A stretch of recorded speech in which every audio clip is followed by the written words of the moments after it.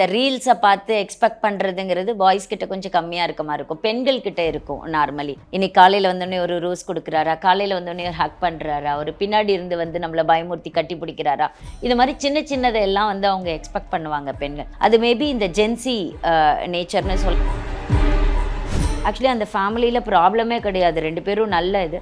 But கேஷுவலாக அந்த husband ஒரு நாள் இவங்களோட ஃபோன் வச்சு பார்த்துக்கிட்டே இருக்கார். இன்ஸ்டாகிராம் சேட் அவருக்கு ஓப்பன் ஆகுது. யாரோ ஒருத்தன், அவன் ஒரு ஸ்ட்ரேஞ்சர், அவன் தன்னோட ஒய்ஃபை வந்து பாராட்டுறது, அந்த பாராட்டுக்கு இவங்க மயங்குறது. அவங்க 2 பேரும் கடைசியில் டிவோர்ஸ் தான் வாங்கினாங்க. என் எமோஷன் என்னன்னே தெரியாமல், முகத்தை பார்த்து நான் யார், நான் என்னவா நினைக்கிறேன், என் கேரக்டர் என்னன்னு தெரியாமல் நம்ம சேட்டில் இந்த மெசேஜஸ் போடுறோம் பார்த்தீங்களா, இதனாலேயே நிறைய பிரச்சனைகள் வரதான் நான் பார்க்குறேன். அவங்க ரொம்ப டிப்பிக்கல், ரொம்ப ஆர்த்தடாக்ஸாக இருந்ததுனால அவங்களுக்கு வந்து இந்த கல்யாணம், பையன் அந்த பொண்ணு கூட பேசுகிறான் அப்படிங்கிறத அவங்களால ஏற்றுக்கவே முடியல. அவங்களுக்குள்ளார சாந்தி முகூர்த்தம் நடக்கணும் இல்லைங்களா, கல்யாணம் ஆனோடனே அதை வந்து இல்லை இன்றைக்கி செவ்வாய்க்கிழமை, இன்றைக்கி இதை பண்ண வேண்டாம். அப்புறம் வந்து அதை வந்து அந்த பொண்ணோட பீரியட்ஸ் டேட் வரைக்கும் அதை அவங்க ஒத்தி போட்டிருக்காங்க, ஏதோ ரீசன் சொல்லி. ஒரு சின்ன வெறுப்பு வந்துருச்சு. அந்த பொண்ணு ஒரு நாள் கூட அந்த வீட்டில் வாழாமல், ஒரு சந்தோஷத்தையே அந்த வீட்டில் எந்த வகையிலையுமே பார்க்காம அந்த பொண்ணு கோர்ட்டுக்கு டைவர்ஸ்னு கொண்டு வந்துட்டாங்க. அது வந்து என்னென்னா, பேரண்ட்ஸ் என்ன நினைக்கிறாங்க அப்படின்னா, நான் சொன்னால் செய்ய மாட்டேல்ல, நீ இனிமேலுக்கு அவள் சொன்னால் தான் செய்வேன், ஏன் மாறிட்ட அப்படின்னா இப்போ இன்னொருத்தி வந்துட்டா, நீ அவள் பேச்சை தான் கேட்குற, இது என்னோட வாழ்க்கை, என் ஹஸ்பண்ட் கூட நான் வாழ முடியும் அப்படின்னு அவங்களுக்கு எக்ஸ்ப்ரெஸ் கூட பண்ண தெரியல.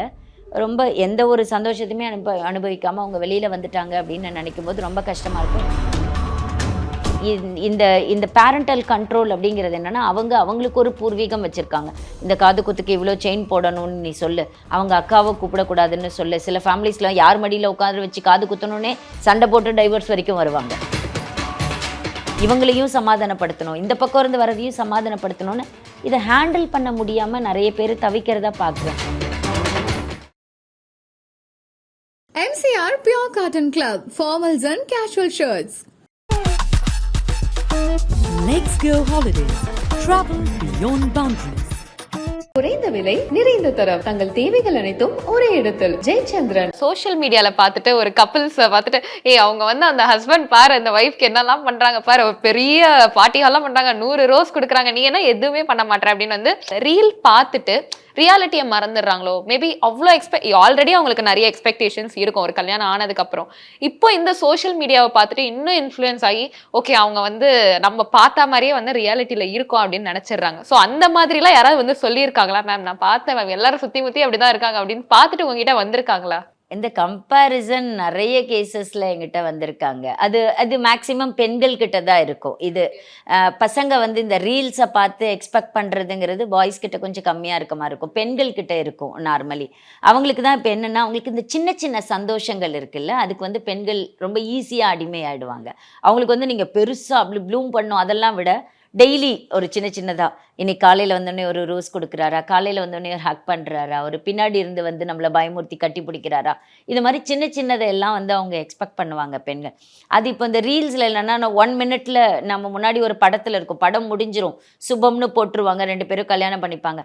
ஆனால் படத்துக்கு அப்புறம் என்ன நடக்கும்ன்றது தெரியாது. அந்த 3 மணி நேரம் மட்டும்தான் நம்ம பார்க்குறோம். அதே மாதிரி தான் இப்போ ரீல்ஸை பொறுத்த வரைக்கும். அது மேபி இந்த ஜென்சி நேச்சர்னு சொல்லலாம். இப்போ அவங்க எல்லாம் வந்து மேக்சிமம் சோஷியல் மீடியாலே வாழறாங்க. சோஷியல் மீடியா என்ன சொல்லுதோ அதுதான் உண்மைன்னு நம்புறாங்க.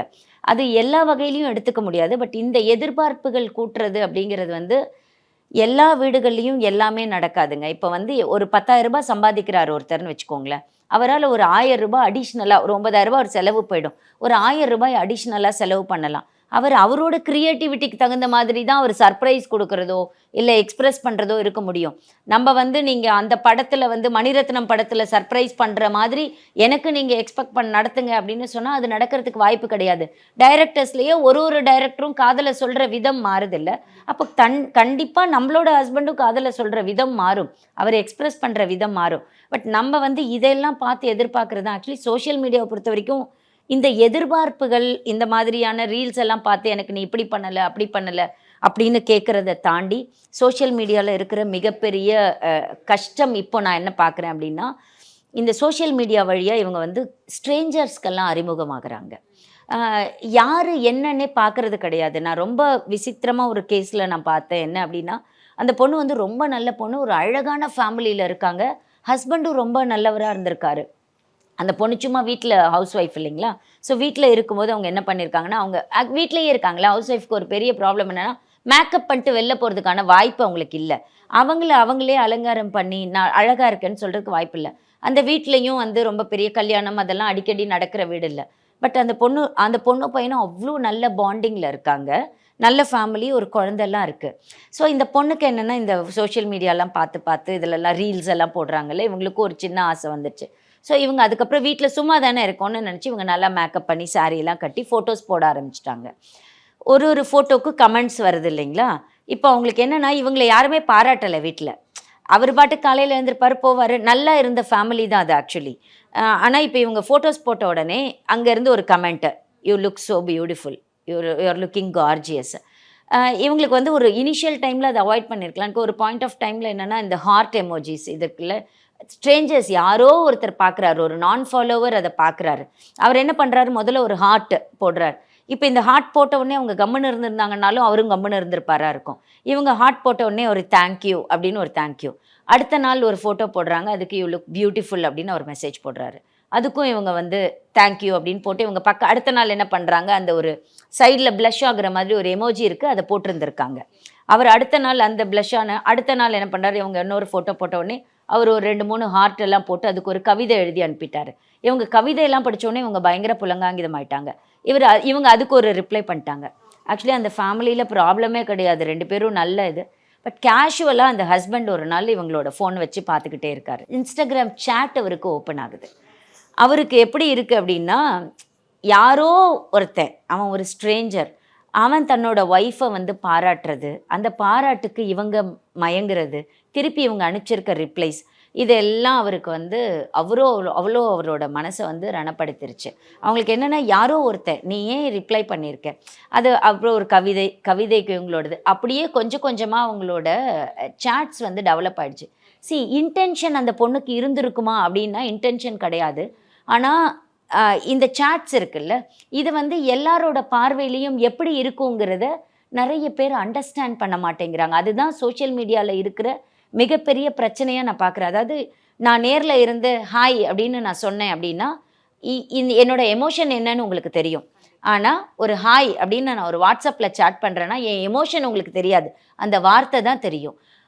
அந்த ஒரு ஹார்ட் எமோஜிக்கு நீங்கள் ஒரு மீனிங் எடுத்துப்பீங்க, நான் ஒரு மீனிங் எடுத்துப்பேன், இன்னொருத்தர் ஒரு மீனிங் எடுத்துப்பார். ஸோ என் எமோஷன் என்னன்னே தெரியாமல், முகத்தை பார்த்து நான் யார், நான் என்னவா நினைக்கிறேன், என் கேரக்டர் என்னன்னு தெரியாமல் நம்ம சேட்டில் இந்த மெசேஜஸ் போடுறோம் பார்த்தீங்களா, இதனாலேயே நிறைய பிரச்சனைகள் வரதான் நான் பார்க்குறேன். ஆக்சுவலி ஒரு நல்ல ஃபேமிலி, அழகான குழந்தைங்க, ஒரு நல்ல பாண்ட், நல்லா சம்பாதிக்கிறாங்க, ஒரு டீசென்ட் ஃபேமிலி அவங்க. ஆனால் ஒன்றுமே இல்லை, ஒரு சாதாரணமாக ஒரு 2 பேர் கூட அவங்க சேட் பண்ணினதை தான் அவங்க 2 பேரும் பிரிஞ்சதுக்கான, அவங்க 2 பேரும் கடைசியில் டிவோர்ஸ் தான் வாங்கினாங்க. இதை ரீசனாக தான் அவர் எடுத்துகிட்டு வந்தார். அவர் என்ன சொன்னார் அப்படின்னா, நான் எப்படி நம்புவேன் நான், இப்போ நான் காலையில் வீட்டுக்கு போயிட்டு வரேன், நான் ஏன் மேடம் நம்பணும், எனக்கு வந்து நான் வந்து எவ்வளவோ அவருக்கு எக்ஸ்பிளைன் பண்ண ட்ரை பண்ணுறோம் நாங்கள். சார் அந்த பொண்ணு எதுவும் தப்பு பண்ணலை, அவள் வந்து எல்லாத்துக்கும் சேட் பண்ணியிருக்கா, அவங்க கூட அவர் வந்து ஒரு ஃப்ரெண்ட்லியான சேட்டில் தான் அவங்க இருந்திருக்காங்க. அவங்க வந்து பட் அந்த சேட்டுக்கான மீனிங்கை வந்து அவரால் அக்செப்ட் பண்ணிக்க முடியல. அவர் என்ன சொல்கிறாருன்னா, நீங்கள் சொல்கிறீங்க, நீங்கள் ஒரு அட்வொகேட்டு, நீங்கள் எங்களுக்கு நல்லது பண்ணணும்னு நினைக்கிறீங்க, நீங்கள் பேசுகிறீங்க, பட் எனக்கு இதில் நல்லது தான் நடக்கும்னு நான் எப்படி நம்புவேன் நான் இப்போ அவர் எப்படி பார்க்குறாரு அப்படின்னா, அவன் யார், அவன் கேரக்டர் என்ன எனக்கு தெரியாது இல்லை, யாரோ கேரக்டர்லெஸ்ஸாக இருக்கிற ஒரு பையன் கூட நீ ஏன் சேட் பண்ணுற, நீ ஏன் வந்து பதில் சொல்லிக்கிட்டு இருக்க, அவனுக்கு நீ என்ன ஆயிடுச்சுன்னா அந்த சேட்டில் வந்து அவங்க சும்மா அவர் வந்து ரொம்ப நாளாக நான் உங்களை ஃபோட்டோலேயே தான் பார்த்துட்ருக்கேன், நம்ம நேரில் பார்க்கலாம் அப்படின்னு ஒரு சேட் இருக்குது அதில். அவர் உடனே இவங்க வந்து பார்க்கலாமே ரொம்ப ஷார்ட்லி அப்படின்னு மெசேஜ் போட்டுட்டாங்க அவங்க. அப்போது அவர் ஒரு ஹஸ்பண்டோட பாயிண்ட்லேருந்து நீங்கள் பாருங்களேன், இப்போ என்னென்னா, நாங்கள் எக்ஸ்பிளைன் பண்ணினாலும் நாங்கள் சொன்னாலும் அவரால் ஏற்றுக்க முடியல, அந்த விஷயத்தை வந்து அக்செப்ட் பண்ணிக்க முடியல, என்னால் ஒத்துக்க முடியல மேடம் அப்படின்னு அவர் சொல்கிறாருல. இதை தான் நாங்கள் பார்க்குறோம். இப்போ என்ன ஒரே ஒரு பாயிண்ட்னா, இந்த சோஷியல் மீடியாவில் நான் பார்க்குற ஒரே விஷயம்னா, முகம் தெரியாத நபர்கள் கூட இவரோட கேரக்டர் என்னென்ன அனலைஸ் பண்ண முடியாதவங்க கூட நீங்கள் வந்து என்ன இவர் யாருமே பாராட்டலை, இவர் என்னை பாராட்டுறாரு, அதனால் நான் அவர் கூட வந்து சேட் பண்ணிக்கலாம், எனக்கு இந்த சாட்டிஸ்ஃபேக்ஷன் இங்கே கிடைக்குது அப்படின்னு நம்ம பண்ணுறோம்ல, இது வந்து நம்மளை மற்றவங்க கிட்டேருந்து நம்மளை ஒரு டிஸ்டன்ஸ்க்கு கொண்டு போய்கிட்டே இருக்குது அப்படிங்கிறது தான். இன்னொன்று என்னென்னா ஹஸ்பண்ட்ஸ் கூட கொஞ்சம் டைம் எடுத்து இந்த பாயிண்ட் இந்த பிரச்சனையில் நான் அனாலிஸ் பண்ணணும் அப்படின்னு நினச்சேன்னா, இப்போ இந்த பொண்ணை நான் எப்படி விலகணும்னு சொல்கிறேனோ அதே மாதிரி அந்த ஹஸ்பண்டை கூட கொஞ்சம் டைம் எடுத்து, அழகாக இருக்கேடா நீயே, இந்த saree உனக்கு ரொம்ப நல்லா இருக்கு, இந்த சாரியில் ரொம்ப நல்லா இருக்கு, இன்னும் கொஞ்சம் மாற்ற, நீ பாரு அந்த கலரில் ரொம்ப பிரைட்டாக தெரிஞ்ச, இன்னொரு 2-3 வார்த்தைகளை கொஞ்சம் பேசலாமோ அப்படிங்கிறது ஒரு ஒரு பக்கம் தோணும். இதெல்லாம் இந்த பிரச்சனைகளுக்கு நம்ம சொல்யூஷன் நினைப்போம். ஆனால் இதெல்லாம் உங்களால் பண்ண முடியுதா முடியலையா அப்படிங்கிறது தான் எங்களுக்கு தெரியாத ஒரு காரணமாக இருக்குது. ஸோ இதில் பார்த்தீங்க அப்படின்னா ஒரு சின்ன ப்ராப்ளம் நீங்கள் சொன்ன மாதிரி அது ஒரு பிரச்சனையாகவே வந்து பார்க்க முடியாது. ஆனால் அவங்க இது ஒரு பெரிய பிரச்சனை. மேபி அவங்க வைஃப் ஏதாவது சொன்னாங்களா, இல்லை நான் அந்த அர்த்தத்தில் வந்து சேட் பண்ணல? இல்லை, அவங்களோட ஆர்கியூமெண்ட் அதுவாக தான் இருந்தது. கடைசி வரைக்குமே அவங்க என்ன சொன்னாங்கன்னா, மேடம் அது அப்படியே கிடையாது, எனக்கும் அவருக்கும் எந்த ரிலேஷன்ஷிப்பும் கிடையாது, எனக்கும் அவர்கிட்ட எந்த எதிர்பார்ப்பும் இல்லை, அவர் பாராட்டினாரு, டெய்லி என் ஃபோட்டோவுக்கு மெசேஜ் பண்ணுவார், நான் அதனால் அப்படியே ஃப்ரெண்ட்லியாக நான் அவர் கூட ஒரு சாட் பண்ணிக்கிட்டு இருந்தேன், நான் அந்த மாதிரி வேறு எந்த தப்பான ரிலேஷன்ஷிப்பும் இல்லை அப்படின்னு அவங்க அப்படி தான் ஆர்கியூ பண்ணிட்டு இருந்தாங்க. கோர்ட் கேசஸில் உங்களுக்கு அப்படி தான் இருக்கும். எப்போவுமே வந்து இவங்க ஒத்துக்கவே மாட்டாங்க ஒரு சைடை, அவங்களும் ஒரு பக்கம் ஒத்துக்கவே மாட்டாங்க. யாருமே வந்து ஆமாம் இது இப்படி தான் நடந்ததுன்னு அவங்க அக்செப்டே பண்ணிக்க மாட்டாங்க.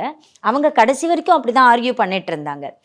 என்னோட பாயிண்ட் ஆஃப் வியூலேருந்து நான் பார்த்தேன்னா கூட அந்த சேட்டில் ஒன்றும் ஒரு ரொம்ப தப்பாக இருந்ததா எனக்கு என்னோட பார்வைக்கு தெரியல அப்படின்னா கூட, பட் பார்க்கலாமே ஷார்ட்லி அப்படின்னதை பார்த்தாங்களா இல்லையா அப்படிங்கிறது தெரியாமலே ஒரு முடிவாக இருந்தது. ஸோ அவங்களுக்கு பொறுத்த வரைக்கும் அவங்க தப்பு பண்ணலன்னு தான் சொல்கிறாங்க. பட் இவர் வந்து தப்பு பண்ணாங்களா இல்லையான்னு எனக்கு தெரியாது, ஐ lost the trust on her அப்படின்னு அவர் முடிச்சிட்டார், அவ்வளோதான். ஸோ நிறைய கேசஸ் இப்போ நீங்கள் வந்து பார்த்துட்டு இருப்பீங்க. இதில் வந்து ரொம்ப குரூஷியலான, இது ரொம்ப பாவமாக இருந்தது இப்போ இந்த கேஸு. ஒரு பையன் வந்து ஒரு பொண்ணை பண்ணதாக இருக்கட்டும், இல்லை ஒரு பொண்ணு ஒரு பையனை பண்ணதாக இருக்கட்டும், ஒரு வெல் பிளான்டாக பண்ணியிருந்தாங்க. ரொம்ப கஷ்டமாக இருந்தது இந்த கேஸ்னா என்ன சொல்வீங்க உங்களுதில்? எனக்கு இப்போ ஒரு கேஸில் அந்த பெண்ணை பார்த்து நான் ரொம்ப ஃபீல் பண்ணேன். எனக்கு ரொம்ப பாவமாக இருந்தது அந்த பெண்ணோட நிலைமை. ஆக்சுவலி ரொம்ப அரேஞ்ச்டு மேரேஜ், ரொம்ப ஆர்த்தடாக்ஸ் ஃபேமிலி, 2 ஃபேமிலியுமே கிட்டத்தட்ட ரொம்ப ஆர்த்தடாக்ஸ். அந்த பொண்ணு வந்து ரொம்ப ரொம்ப ஏழ்மையான ஒரு நிலைமையில் இருக்கிற ஒரு ஃபேமிலி, ஆனால் படிச்சிருந்தாங்க அவங்க. அந்த ஹஸ்பண்டை கல்யாணம் பண்ணிட்டாங்க, அரேஞ்ச்டு மேரேஜ். அந்த மாமியாரோடு சேர்ந்து தான் அவங்க ஒரு ஜாயிண்ட் ஃபேமிலியாக தான் அவங்க இருக்காங்க. பட் என்னன்னா அவங்க ரொம்ப ஆர்த்தடாக்ஸ், ஹஸ்பண்ட் சைடில் டிப்பிக்கலாக ஒரு ஆர்த்தடாக்ஸ் ஃபேமிலி. அந்த மாமியார் வந்து எப்படின்னா, இந்த பையன் ஒரே பையன் அவங்களுக்கு, இவர் தான் சம்பாதிக்கிறாரு, ஒரு வீடு இருக்குது, அந்த மாதிரி. அவங்க ரொம்ப டிப்பிக்கல், ரொம்ப ஆர்த்தடாக்ஸாக இருந்ததுனால அவங்களுக்கு வந்து இந்த கல்யாணம், பையன் அந்த பொண்ணு கூட பேசுகிறான் அப்படிங்கிறத அவங்களால ஏற்றுக்கவே முடியல. அவங்களால பையனுக்கும் அதை எக்ஸ்ப்ரெஸ் பண்ண முடியாது. ஸோ அவங்க என்ன பண்ணியிருக்காங்க அப்படின்னா, ஒவ்வொரு நாள்லையுமே வந்து அவங்க 2 பேருக்குள்ளார எந்த விதமான கனெக்ஷனும் ஃபிசிக்கல் ரிலேஷன்ஷிப்பே ஆகாத மாதிரி அவங்க டெய்லி ஒரு ரீசன் சொல்லி, லைக் என்னென்னா, இன்றைக்கி வந்து செவ்வாய்க்கிழமை, இன்றைக்கி பண்ண வேண்டாம், இன்றைக்கி வந்து அவங்களுக்குள்ளார சாந்தி முகூர்த்தம் நடக்கணும் இல்லைங்களா, கல்யாணம் ஆனோடனே அதை வந்து இல்லை இன்றைக்கி செவ்வாய்க்கிழமை, இன்றைக்கி இதை பண்ண வேண்டாம். அப்புறம் வந்து அதை வந்து அந்த பொண்ணோட பீரியட்ஸ் டேட் வரைக்கும் அதை அவங்க ஒத்தி போட்டிருக்காங்க, ஏதோ ரீசன் சொல்லி. அப்புறம் அவளுக்கு பீரியட்ஸ் ஆனவுடனே அதுலேருந்து ஒரு 3 நாள்னு சொல்லி ஒத்தி வச்சுருக்காங்க. அதுக்கப்புறம் திடீர்னு எங்கள் வீட்டில் அவங்க யாரோ தூரத்தில் சொந்தக்காரங்க இருக்காங்க, அவங்க வீட்டுக்கு உடனே நீ போய் ஆகணும்னு அவங்க பையனை அங்கே அனுப்பிச்சி வச்சுருக்காங்க. அந்த மாதிரியே கிட்டத்தட்ட ஒரு மாதம் மேலே அவங்க வந்து அவங்கள பிரித்து வச்சுட்டாங்க. அவங்க அந்த பிரித்து வச்ச பீரியடில் இந்த பொண்ணுக்கு வந்து என்ன நடக்குதுன்னே தெரில, ஏன்னா டெய்லி ஒரு ரீசன் சொல்லிக்கிட்டே இருக்காங்க, அந்த மாதிரி இருந்தது. திடீர்னு பையனை ஒரு 10 நாள் அவங்க வீட்டுக்கு ஏதோ அனுப்பியிருக்காங்க, அனுப்பிட்டு ரிட்டர்ன் யாரோ சொந்தக்காரங்க வீட்டுக்கு அனுப்பிட்டு அவர் வராரு. அவர் வரத்துக்குள்ளே இந்த 10 நாள் இந்த பெண் வீட்டில் இருந்தாங்க இல்லையா, அந்த டைமில் வந்து இந்த பெண்ணை பற்றி ஒரு தப்பான இமேஜ் அவங்க க்ரியேட் பண்ணிட்டாங்க. அப்போ அந்த பையன் வீட்டில் இல்லை, மாமியார் மட்டும்தான் வீட்டில் இருக்காங்க. அவங்க வந்து என்ன பண்ணுறாங்கன்னா, இந்த பொண்ணை மொத்தமாக அவர் வெறுக்கணும், ஏன்னா அவங்க இதுக்கு மேலே ஸ்டாப் பண்ண முடியாது. அந்த பொண்ணும் அந்த பையனும் ஒன்று சேரத 1 மாதம் அவங்க எடுத்துட்டாங்க எப்படியோ. அப்போ என்ன பண்ணிடுறாங்கன்னா, வந்த உடனே அந்த பொண்ணை பற்றி ஒரு தப்பாக ஒரு விஷயத்த சொல்லி, நீ வீட்டில் இல்லை, நான் வந்து கோயிலுக்கு போயிட்டு வந்தேன், இந்த மாதிரி ஒருத்தர் வந்து பேசிட்டு வெளியில் போனா, நான் பார்த்தேன் அப்படின்னு சொல்லி இவங்க ஒரு கதையை வந்து கட்டி விட்டுட்டாங்க அவர்கிட்ட. அவருக்கு என்னென்னா, கல்யாணம் ஆகிடுச்சு, அரேஞ்ச்டு மேரேஜ் தான், அந்த பொண்ணை பற்றி பெருசாக புரிஞ்சிருக்கிறதுக்கு வாய்ப்பு இல்லை. திடீர்னு அவங்க அம்மா சொன்னோன்னே, ஏன்னா அம்மா ஒரே பையன், அப்பா கிடையாது, அப்போ அம்மாவை ஃபுல் அண்ட் ஃபுல் டிபெண்ட் ஆகி இருந்த பையன், அம்மா பொய் சொல்ல மாட்டாங்கல்ல, அம்மா கரெக்டாக தான் சொல்லியிருப்பாங்க. ஒரு சின்ன வெறுப்பு வந்துருச்சு. அந்த பொண்ணு ஒரு நாள் கூட அந்த வீட்டில் வாழாமல், ஒரு சந்தோஷத்தையே அந்த வீட்டில் எந்த வகையிலையுமே பார்க்காம அந்த பொண்ணு கோர்ட்டுக்கு டைவர்ஸ்னு கொண்டு வந்துட்டாங்க. அது வந்து என்னென்னா, எதுவுமே வாங்கவும் கூடாது வேறு அவங்க, அந்த மாதிரி ஒரு விஷயத்துக்காக அவங்க வந்து அந்த பொண்ணு மேலே பயங்கரமாக ஒரு பழியை போட்டு வீட்டை விட்டு வெளியில் அனுப்பி அந்த மாதிரி நடந்திருந்தது. டிப்பிக்கலி நிறைய இடங்களில் வந்து பெண்கள் ரொம்ப இப்போ இருக்கிற காலகட்டத்தில் அவேர்னஸோடு சில இடங்களில் இருக்காங்க. பட் இந்த அவேர்னஸே இல்லாமல் சில வீடுகளில் சில பெண்கள் இருக்கிறாங்க. அவேர்னஸ்னால் என்னென்னா அவங்களுக்கு என்னன்னே தெரியறதில்ல, என்ன நடக்குது தன்னை சுற்றின்னு தெரியறதில்ல. ஒரு ஆர்த்தடாக்ஸாக ப்ராட்டப்பில் இருந்து வந்திருப்பாங்க அந்த ஃபேமிலியில். அவங்களுக்கு இங்கே நம்மளை சுற்றி என்ன நடக்குது, என்ன வேணும் நம்மளுக்கு, இது என்னோட ரைட்டு தான் அப்படின்னு அவங்களுக்கு தெரியறது கிடையாது. அந்த மாதிரி இடங்கள்ல நாங்கள் அந்த பெண்களை பார்த்தா எனக்கு ரொம்ப கஷ்டமாக இருக்க ஒரு விஷயம் என்னென்னா, இவளுக்கு எதுவுமே தெரியாது, வாழ வந்தா அந்த வீட்டில் அங்கேயும் அவளால் வாழ முடியல, அவளுக்கு ட்ரை பண்ண கூட தெரியல. அதாவது இது என்னோட வாழ்க்கை, என் ஹஸ்பண்ட் கூட நான் வாழ முடியும் அப்படின்னு அவங்களுக்கு எக்ஸ்ப்ரெஸ் கூட பண்ண தெரியல. ரொம்ப எந்த ஒரு சந்தோஷத்தையுமே அனுபவிக்காமல் அவங்க வெளியில் வந்துட்டாங்க அப்படின்னு நினைக்கும் போது ரொம்ப கஷ்டமாக இருக்கும். இன்னொரு பெரிய விஷயம் என்னென்னா, அவங்கள வாழ்ந்தாங்களா வாழலையாங்கிறது அப்புறம், ஆனால் ஒரு மனைவியாக அவங்களுக்கு அந்த வீட்டில் ஒரு ரைட்ஸ் இருந்ததில்ல. ஒரே ஒரு நாள் ஆல சடன் அவங்க வீட்டை பூட்டிட்டு இந்த பொண்ணை வந்து கோயிலுக்கு போயிட்டு வர சொல்லியிருக்காங்க. இந்த பெண்ணு கோயிலுக்கு போயிட்டு வரும்போது இவங்க வீட்டை போயிட்டு எங்கேயோ போயிட்டாங்க. அந்த பொண்ணுக்கு உட்கார கூட இடம் கிடையாது. அன்னைக்கு நைட்டு வரைக்கும் இருந்துட்டு அப்புறமா 8 மணிக்கு மேலே அந்த பொண்ணு பஸ் பிடிச்சி அவங்க வீட்டுக்கு, அவங்க அம்மா வீட்டுக்கு போய் அவங்க தங்கியிருக்காங்க. அதோட அந்த பொண்ணை இந்த வீட்டுக்குள்ளாரையே அவங்க விடலை.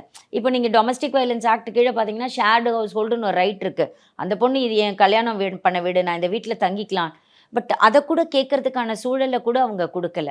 ஸோ இப்போ என்னென்னா இவங்க முடிவு பண்ணிடுறாங்க இவளை எப்படி வெளியில் அனுப்பணும், என்ன மாதிரி துரத்தணும் அப்படின்னு.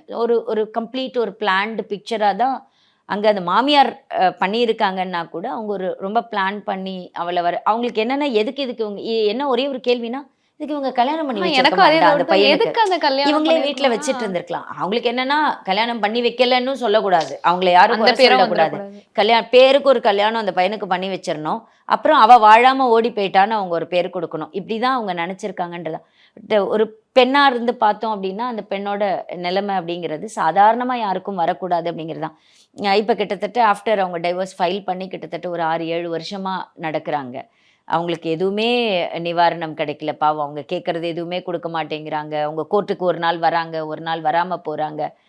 கஷ்டம் என்னென்னா அங்கேயும் அவளுக்கு என்ன பண்ணணும்னு தெரியல. இப்போ வெளியில் போனால் அட்லீஸ்ட் சரி ஓகேம்மா டைவர்ஸ் கொடுத்துட்றேன், நீ கிளம்பி வெளில போனி, யாரையா கல்யாணம், அதுக்கும் வழி பண்ண மாட்டேங்கிறாங்க. இப்போ அந்த மாமியாரோட பிரச்சனை என்னென்னா, டைவர்ஸ் கிடச்சிச்சுன்னா இவனுக்கு அடுத்த கல்யாணம் பண்ணணும்ல, திருப்பி ஒரு ட்ராமாவில் அவங்களால எனாக்ட் பண்ண முடியும், டிவோர்ஸும் கொடுக்கும். ஸோ அவங்க அதுக்கு தகுந்த மாதிரி தான் அவங்க அந்த பையனை வழி நடத்துகிறாங்கன்றது தான் பார்க்குறோம். அந்த பசங்களுக்கும் வந்து அவங்களுக்கும் அம்மா இப்படி தான் பண்ணுறாங்க மேடம், ஏன் பிரச்சனை இது, நானும் அவளும் தானே, நாங்கள் உட்காந்து முடிச்சுக்கிறோம், அப்படியும் அவங்களால முன் வர முடிய மாட்டேங்குது. நாங்கள் என்ன கவுன்சிலிங் கொடுத்தாலும், என்ன நாங்கள் அவேர்னஸ் கொடுத்தாலும், இது சில நேரங்களில் வந்து இந்த கஷ்டங்களை பார்க்குறதா தான் இருக்குது எங்களுக்கு. ஸோ இதில் பார்க்கும்போது ஒரு மேஜர் ப்ராப்ளம் என்ன அப்படின்னா, இந்த கேஸில் மட்டும் இல்லை, இப்போ ஒரு காமனான ஒரு விஷயம்னே சொல்லலாம், பேரண்டல் கண்ட்ரோல் அப்படின்றது. அவங்க வந்து கல்யாணத்துக்கு முன்னாடி பொண்ணு பையன் நம்ம கூட எப்படி இருந்தாங்களோ கல்யாணத்துக்கு அப்புறமும் அப்படிதான் இருக்கணும் அப்படின்னு சம்டைம்ஸ் நினைக்கிறாங்க. இப்போ கல்யாணத்துக்கு முன்னாடி வந்து நீங்க சொன்ன மாதிரி தான் என் பையனை நான் ராஜா மாதிரி வளர்த்தேன்ப்பா, இப்போ வந்து அவங்க எப்படி வேலை பார்க்குறாங்க, இல்லை பொண்ணை வந்து ராணி மாதிரி வளர்த்தேன்ப்பா இப்படி பார்க்குறாங்க. இப்போ அந்த ஒரு பையனோ இல்லை ஒரு பொண்ணோ வந்து அவங்க ஹஸ்பண்ட் கூடயோ அவங்க ஒய்ஃப் கூடயோ வந்து க்ளோஸாக இருக்கிறத சில பேரண்ட்ஸால அக்செப்ட் பண்ணிக்க முடியல. ஸோ இந்த மாதிரி கேசஸ் உங்களுக்கு வந்திருக்கா? லைக் வந்து அவங்க க்ளோஸா இருக்கிறதே வந்து பேரண்ட்ஸ் வந்து அவன் ஏன் என் கூட பேச மாட்டான் முன்னாடி மாதிரி, அவ தான் பிரிச்சு வச்சிட்டா, அந்த மாதிரி இருக்கு. இது மாதிரி சில கேசஸ் இருக்கதா செய்யுது. இப்போ கொஞ்சம் என்னன்னா கொஞ்சம் பசங்களால இப்போ அண்டர்ஸ்டாண்ட் பண்ணிக்க முடியுதுன்னு நினைக்கிறேன். இப்போ சொல்றாங்க எங்க பிரச்சனை நாங்கள் 2 பேரும் பார்த்துக்கிறோம் அப்படின்னு. ஈவன் கோர்ட்ல கூட நாங்கள் கவுன்சிலிங்ஸ் கொடுக்கும்போது பேரண்ட்ஸ் எல்லாம் கொஞ்சம் வெளியில் இருக்க வச்சு சொல்கிறோம். ஆனால் சில கேசஸில் இந்த பேரண்டல் கண்ட்ரோல், இப்போ இன்னொரு பக்கம் என்னென்னா பெண் வீட்லேயும் இந்த கண்ட்ரோல் இருக்கதா செய்யுது. அந்த பெண்ணை வந்து அவங்க அது இன்னொரு ஃபேமிலிக்குள்ளார என்டர் ஆகிட்டா, அது அவளோட ஃபேமிலி டெசிஷன்ஸ் அவளோட தான் இருக்கணும் அப்படின்றதுல விடுறதே இல்லை. அந்த டெசிஷன்ஸ்லேயும் இவங்க போய் உள்ளார தலையிட்டுக்கிட்டே இருக்காங்க. என்ன பண்ணுறீங்க, காது குத்துறீங்களா, காது குத்துனா நீங்கள் இவங்கள கூப்பிடணும், இந்த கோவிலில் வச்சு தான் காது குத்தணும்னு நீ சொல்லு, இந்த காது குத்துக்கு இவ்வளோ செயின் போடணும்னு நீ சொல்லு, அவங்க அக்காவை கூப்பிடக்கூடாதுன்னு சொல்லு. சில ஃபேமிலிஸ்லாம் யார் மடியில் உட்காந்து வச்சு காது குத்தணுன்னே சண்டை போட்டு டைவர்ஸ் வரைக்கும் வருவாங்க. அதுக்காக டைவர்ஸ் நிறைய கேஸில் கேட்டிருக்காங்க. நீங்கள் அவங்க எனக்கு ஒரு கேஸில் டிப்பிக்கலாக இதுதான் பிரச்சனை, என்னம்மா எங்கம்மா ஆரம்பிச்சுது அப்படின்னா, காது குத்தும்போது இவங்க ஒருத்தரை மடியில் உட்கார வைக்கணும்னு சொல்லுவாங்க, அவங்க வந்து முடியாது நான் இன்னொருத்தவங்களன்னு சொல்லுவாங்க. இப்படி தான் அவங்களோட சண்டையே ஆரம்பிக்கும். ஸோ என்ன விஷயம் அப்படின்னா, இவங்களுக்கு வந்து இந்த பேரண்டல் கண்ட்ரோல் அப்படிங்கிறது என்னென்னா, அவங்களுக்கு ஒரு பூர்வீகம் வச்சுருக்காங்க, அவங்களுக்கு ஒரு கலாச்சாரம், அவங்களுக்கு ஒரு முறை வச்சுருக்காங்க இல்லைங்களா. இந்த முறையை வந்து அவங்க அப்படியே திணிக்கிறாங்க இங்கே. இப்போ 2 ஃபேமிலின்னு வரும்போது இவங்களோட முறை மாறும். அதுவும் இந்த காலகட்டத்தில் இப்போ நம்மலாம் வந்து பெருசால பார்க்கக்கூடாதுன்னு நினைக்கிறாங்க பசங்க. இதில் என்ன பெரிய முறை, யார் இருந்தால் என்ன, நல்ல மனசோட யார் வந்தாலும் ஓகே தான் அப்படின்னு கூட சில நேரங்களில் நினைப்போம். ஆனால் அந்த பேரண்ட்ஸ் என்ன நினைக்கிறாங்க அப்படின்னா, நான் சொன்னால் செய்ய மாட்டேல்ல, நீ இனிமேலுக்கு அவள் சொன்னாதான் செய்வ, ஏன் மாறிட்ட அப்படின்னா இப்போ இன்னொருத்தி வந்துட்டா, நீ அவள் பேச்சை தான் கேட்குற. ஸோ அப்போ பசங்களையுமே ஆக்சுவலி அவங்க வந்து என்ன செய்யறதுனே முடியாமல் தவிக்கிற மாதிரி நிலைமையில தான் விடுறாங்க. நிறைய டிப்பிக்கல் கேசஸில் பார்த்தோன்னா எப்படி ஹேண்டில் பண்ணுறதுன்னு அந்த கப்பிளுக்கு தெரிய மாட்டேங்குது. இந்த சைடில் பொண்ணு வீட்டு சைட்லேருந்து அம்மா ஒரு பெரிய ஃபேக்டராக இருப்பாங்க, இல்லை அந்த பொண்ணு வந்து டேடியோட பிரின்சஸாக இருந்தால் அப்பா ஒரு பெரிய ஃபேக்டராக இருப்பார்.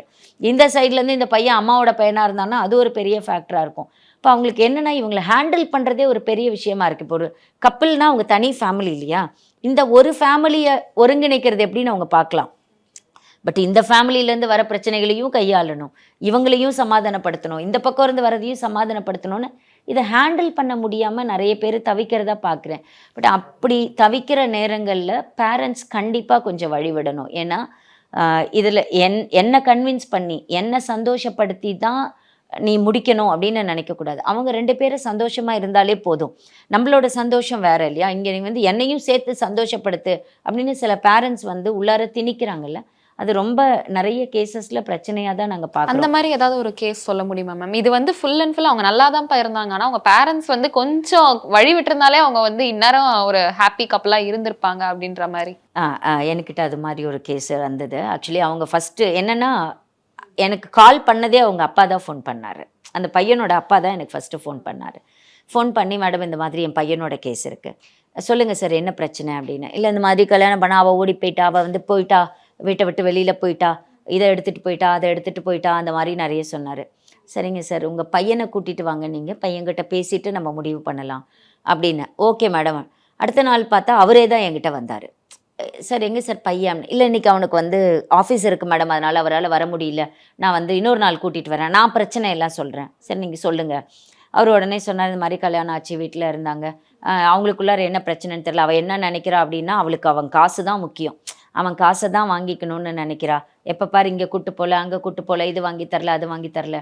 ஏன்னா அவரால் எக்ஸாக்டாக அவங்களுக்குள்ளார என்ன ப்ராப்ளம்னு சொல்லவே முடியாது, ஏன்னா இவர் வெளியில இருந்து தான் அவங்கள பார்க்குறாரு.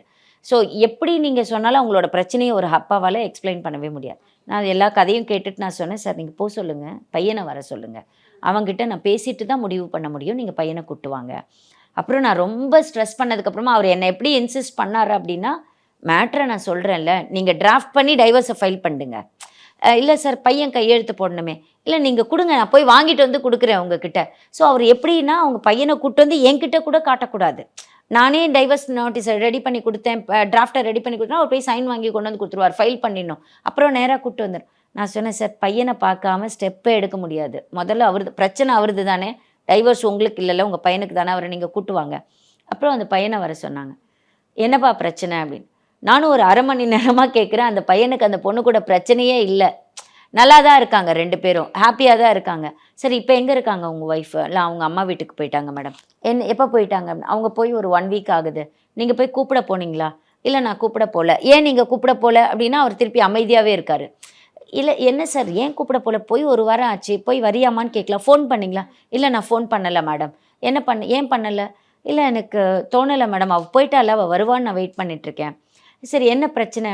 இல்லை மேடம் ஒன்றும் பிரச்சனை இல்லை, காலையில் தான் எழுந்திரிச்சோம், அந்த மாதிரி அப்பா கிட்ட தான் கேட்டுட்டு போவேன், அப்பா வந்து என்ன நீ இன்றைக்கி போவேணா அப்படின்னாரு. அவங்க வந்து இல்லை நான் போய் தான் ஆகணும், நீங்கள் வாங்க என் கூடன்னு கூப்பிட்டாங்க. அதாவது மாமியார் வீட்டுக்கு அவங்க போகிறாங்க, இவங்களையும் கூப்பிட்றாங்க.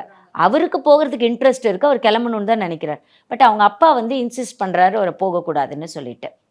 ஸோ இவங்களுக்கு வந்து என்னென்னா அவங்க அப்பாவுக்கு வந்து அதுக்கு முன்னாடி இவன் பணம் சம்பாதிக்கிறது எல்லாம் ஏதோ மியூச்சுவல் ஃபண்ட்ஸு அந்த மாதிரி நிறைய விஷயங்களில் சேமித்து வைக்கிறாரு. இவருக்கு என்னென்னா இதை எதையாவது அவகிட்ட சொல்லி அவள் எதையாவது உடச்சி அந்த பணத்தை எடுத்துருவாளோ, இந்த சொத்தை அதை எடுத்துருவாளோ அப்படின்னு இவருக்கு ஒரு இவருக்குள்ளார ஒரு பதட்டம். அவர் அதனால் அவங்கள வந்து இது ரிலேட்டடாக அவங்க நிறைய தனியாக போனாங்கன்னா பேசிடுவாங்களோ, இவரது சொத்தை பற்றி சொல்லிடுவாரோ, பணத்தை பற்றி சொல்லிடுவாரோன்னு அவருக்கு ஒரு பதட்டம். அதில் அவர் அனுப்பலை. அந்த பொண்ணு மட்டும் இவர் போக முடியாதுன்னு சொன்ன உடனே பொண்ணு மட்டும் போயிட்டாங்க. போன பொண்ணுக்கு இவர் பேசவும் விடலை. இவர் என்ன அவள் போயிட்டாளா, நீ உன்னை கூப்பிட்டுக்கிட்டே இருந்தா, நீ தான் நாளைக்கு நாளான்னைக்குன்னுல விட்டுட்டு போயிட்டாளா, இவ இப்போவே மதிக்கலை அப்படின்னா நாளைக்கு அவள் என்ன பண்ணுவா அப்படின்னு அவங்க அப்பா எடுத்து கொடுத்து அவர் போகவே இல்லை. ஆக்சுவலி அந்த பையனுக்கும் பொண்ணுக்கும் நானும் ஒரு நாள் ஃபுல்லாக அவங்ககிட்ட கேட்டுகிட்டே இருந்தேன், என்ன பிரச்சனை ஏதாவது இருந்தால் சொல்லுங்கள். அந்த பையனால் ஒரு ப்ராப்ளமே சொல்ல முடியல. அதுக்கப்புறம் அந்த பையன்கிட்ட இருந்து அந்த பொண்ணை வர சொல்லி அந்த பொண்ணை கூப்பிட்டு பேசினாலும் அந்த பொண்ணு எங்கள் 2 பேருக்கும் ஒரு ப்ராப்ளமுமே கிடையாது மேடம். நாங்கள் பாட்டுக்கு நார்மலாக ஒர்க் பண்ணுறோம், நார்மலாக சம்பாதிக்கிறோம், வீட்டில் இருக்கோம். அவங்க அப்பா இன்டர்ஃபரன்ஸ் இல்லைன்னாலே நாங்கள் வந்து நார்மலாக இருப்போம். அவர் எதுக்கு பயப்படுறாருனே தெரியல, எதுக்கு பதட்டப்படுறாருனே தெரியல. அவருக்கு என்னென்னா, நானும் இவரும் உட்காந்து சோஃபாவில் பேசிக்கிட்டு இருந்தால் கூட பிரச்சனையாக இருக்குது. நானும் இவரும் கொஞ்ச நேரம் உள்ளார உட்காந்து டேபிளில் பேசிகிட்டு இருந்தோன்னா ப்ராப்ளமாக இருக்குது. இல்லை நானும் இவரும் ஒரு பீச்சுக்கு போயிட்டு வரோம் அப்படின்னா அவருக்கு ப்ராப்ளமாக இருக்குது. நாங்கள் 2 பேரும் பேசிக்கக்கூடாது அப்படின்னு நினைக்கிறாரு. வேலைக்கு போகணும், ரிட்டர்ன் வரணும், சாப்பிடணும், தூங்கணும், திருப்பி காலையில் எழுந்திரிச்சு வேலைக்கு போகணும். நாங்கள் 2 பேரும் பேசிக்கவே கூடாதுன்னு நினைக்கிறாரு. அங்கே வந்து ஒரு காரணமுமே இல்லை. நான் அவங்க அப்பாவை கூப்பிட்டு கவுன்சிலிங் பண்ணினாலும் அவருக்கு வந்து சார் நீங்கள் கொஞ்சம் விலகி இருங்க, நீங்கள் கொஞ்சம் தனியாக இருங்க அப்படின்னா அவர் திருப்பி என்ன சொல்கிறாருன்னா, எனக்கு இவன் தான் ஒரு பையன், அப்போ தனி கொடுத்து நான் போகணுன்னு நினைக்கிறானா, போகிறதுனா அவனை கிளம்பி போக சொல்லுங்கள், நாங்கள் செத்தா அவனுக்கு என்ன பிரச்சனை, நாங்கள் எப்படியோ போகிறோம், என்னமோ பண்ணிட்டு போகிறோம். அப்போ அந்த பையனுக்கு என்ன பண்ணுறதுன்னே தெரியல பாருங்களேன். ஸோ இந்த பாயிண்ட்லலாம் அவங்க கொஞ்சம் வந்து விட்டுறலாம், அவங்கள கொஞ்சம் கண்டுக்காமல் விட்டுட்டு அவங்களே வாழ்ந்து நல்லா இருப்பாங்க. ஏன்னா 2 பேருமே நல்லா படிச்சிருக்காங்க, சந்தோஷமாக இருக்காங்க. பட் அப்பாங்களோட இன்டர்ஃபரன்ஸ் வந்து இந்த இடத்துல ஒரு பெரிய விஷயமாக தான் இருக்குது. பையனோட ஃபினான்ஷியல் கண்ட்ரோலை ஃபுல்லாக என் கண்ட்ரோலாகவே நான் வச்சுருக்கணும்னு ஒரு அப்பா நினைக்கிறது ஒரு மிகப்பெரிய தப்பு. அந்த பையனுக்கு கொஞ்சமாவது ஃபினான்ஷியல் ஃப்ரீடம் கொடுத்தா தான் அவனோட ஃபேமிலியை ஸ்டெபிலைஸ் பண்ண முடியும். அதை பேரண்ட்ஸ் நம்பணும்னு நினைக்கிறேன். Thank you so much. I think இந்த வீடியோ வந்து கண்டிப்பாக மக்களுக்கு வந்து ஒரு அவேர்னஸ் வீடியோவாக தான் இருக்கும் அப்படின்னு நான் நினைக்கிறேன். Thank you ma'am. நன்றி. MCR Pure Cotton Club, formals and casual shirts. Let's go holidays. Travel beyond boundaries. குறைந்த விலை நிறைந்த தரம் தங்கள் தேவைகள் அனைத்தும் ஒரே இடத்தில். ஜெயச்சந்திரன்.